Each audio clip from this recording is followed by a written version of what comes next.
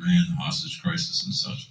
So that's kind of the current usage of October surprise.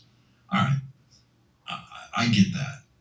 Well, the next slide, William Casey, the manager of the Reagan campaign, was the first person to mention the idea of that October surprise to the press. But the big part here is the opposition research use of that phrase. Now, I won't dig deep into that, folks. You can do your own homework on that, but research William Casey opposition research, and then toss in the variables like October surprise, Reagan campaign, and you can see how that's being used currently. But surprisingly, it has deeper roots than anything than I was aware of, because I really first heard of that at the same time during the Reagan election of 1980, the Carter-Reagan.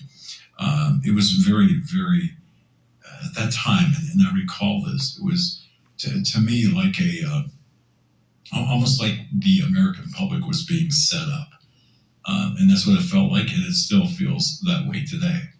But it has deeper roots, because if you go back in history, and again, I like to look at history because that kind of pretends the past is prologue, whatever.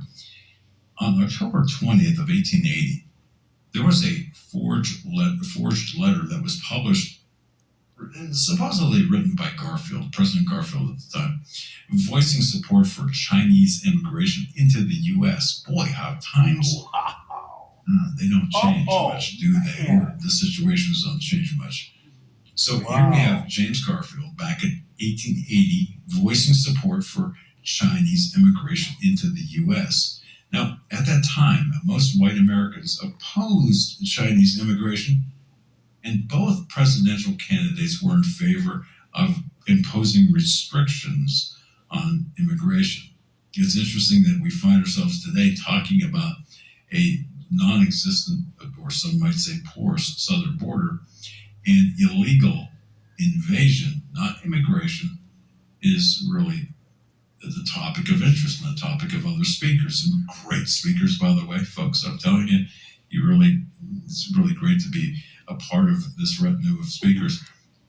And then from 1880, there were some other things that happened during this period. But if you jump up to October of 1956, the Suez Crisis and Hungarian Revolution were both described as October surprises during the 1956 presidential election.